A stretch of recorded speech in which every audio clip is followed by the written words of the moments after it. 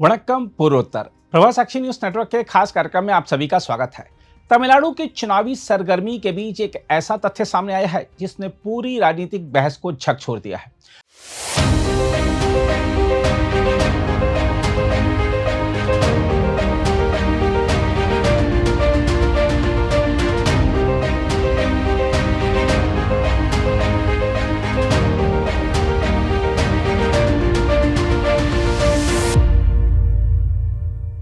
हम आपको बता दें कि राज्य की प्रमुख पार्टियों डीएमके, एआईएडीएमके, कांग्रेस और यहां तक कि बीजेपी ने इस बार एक भी ब्राह्मण उम्मीदवार मैदान में नहीं उतारा है। दरअसल यह कोई चुनावी रणनीति नहीं बल्कि उस गहरी राजनीतिक और सामाजिक सोच का नतीजा है जिसने पिछले 100 वर्षों में तमिलनाडु की सत्ता की परिभाषा ही बदल दी है। साथ ही यह कहानी तमिलनाडु की सत्ता से ब्राह्मण समुदाय के गायब होने की नहीं है बल्कि उसकी भूमिका के बदल जाने की है। हम आपको बता दें कि ब्राह्मण तमिलनाडु में आज भी नौकरशाही, नीति निर्माण, विचारधारा और प्रभावशाली नेटवर्क में मजबूती से मौजूद हैं।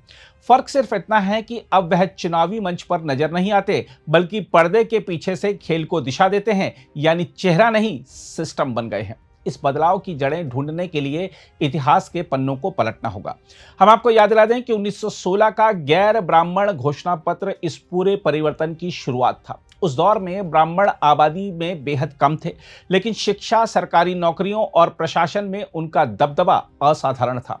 अंग्रेजी भाषा उनकी सबसे बड़ी ताकत थी जिसने उन्हें सत्ता के करीब पहुंचाया। यही असंतुलन धीरे धीरे असंतोष में बदला और फिर एक मजबूत राजनीतिक पहचान में ढल गया, यानी गैर ब्राह्मण।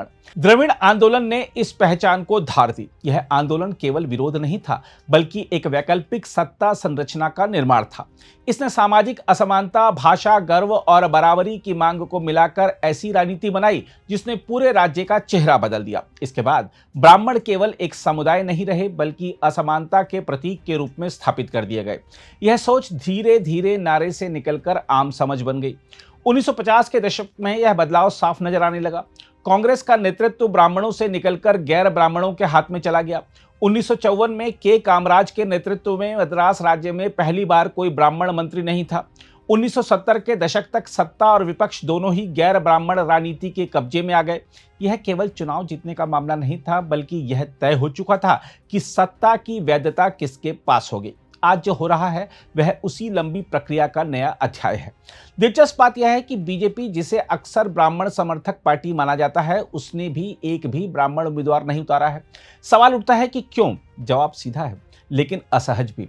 दरअसल ब्राह्मण नेतृत्व पार्टी के भीतर प्रभाव बनाए रखना चाहता है लेकिन चुनावी जोखिम लेने से बचता है, यानी सत्ता पर पकड़ भी रहे और राजनीतिक जोखिम भी ना उठाना पड़े। दूसरी ओर छोटे और नए दल इस जड़ता को तोड़ने की कोशिश कर रहे हैं। कुछ पार्टियों ने ब्राह्मण उम्मीदवार उतारे हैं, खासकर उन इलाकों में जहां उनका प्रभाव अब भी बना हुआ है, लेकिन बड़ी पार्टियां इस जोखिम से दूर रहना ही बेहतर समझती हैं। जयललिता इस पूरी कहानी में एक अपवाद के रूप में सामने आती हैं। ब्राह्मण होते हुए भी उन्होंने कभी अपनी जातीय पहचान को राजनीति का आधार नहीं बनाया था। उन्होंने एक व्यापक सर्व समाज आधारित नेतृत्व तैयार किया, लेकिन उन्होंने भी ब्राह्मण राजनीति को फिर से केंद्र में लाने की कोशिश नहीं की, क्योंकि तब तक तमिलनाडु की राजनीति का ढांचा पूरी तरह बदल चुका था। आज की राजनीति में सत्ता के नए केंद्र उभर चुके हैं। एआईएडीएमके में थेवर और गोंडर जैसे समुदाय प्रभावशाली हो चुके हैं, जबकि डीएमके में अन्य मजबूत सामाजिक समूहों का दबदबा है। यानी जाति खत्म नहीं हुई बल्कि सत्ता का चेहरा बदल गया है। देखा जाए तो तमिलनाडु की राजनीति अब ब्राह्मण बनाम गैर ब्राह्मण की नहीं रही बल्कि अलग अलग पिछड़े और प्रभावशाली समुदायों के बीच प्रतिस्पर्धा बन चुकी है। यही वजह है कि आज ब्राह्मण उम्मीदवारों की गैर मौजूदगी कोई चौंकाने वाली घटना नहीं बल्कि एक स्थापित राजनीतिक सच्चाई है। देखा जाए तो असल सवाल यह नहीं है कि ब्राह्मण चुनाव क्यों नहीं लड़ रहे, बल्कि यह है कि उन्हें लड़ने की जरूरत ही क्यों महसूस नहीं हो रही। जब सत्ता पर्दे के पीछे से भी नियंत्रित की जा सकती है तो सामने आकर जोखिम क्यों लिया जाए। बहरहाल तमिलनाडु ने एक बार फिर यह साबित कर दिया है कि यह राजनीति प्रतीकों से नहीं बल्कि जमीन की हकीकत से चलती है, और इस हकीकत में सत्ता अब मंच पर नहीं बल्कि पर्दे के पीछे ज्यादा सुरक्षित और प्रभावशाली है। यही इस पूरी कहानी का सबसे धारदार और असहज सच है।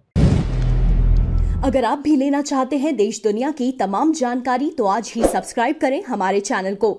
साथ ही नीचे दिए बेल आइकन को जरूर दबाएं ताकि हर अपडेट आप तक पहुंच सके।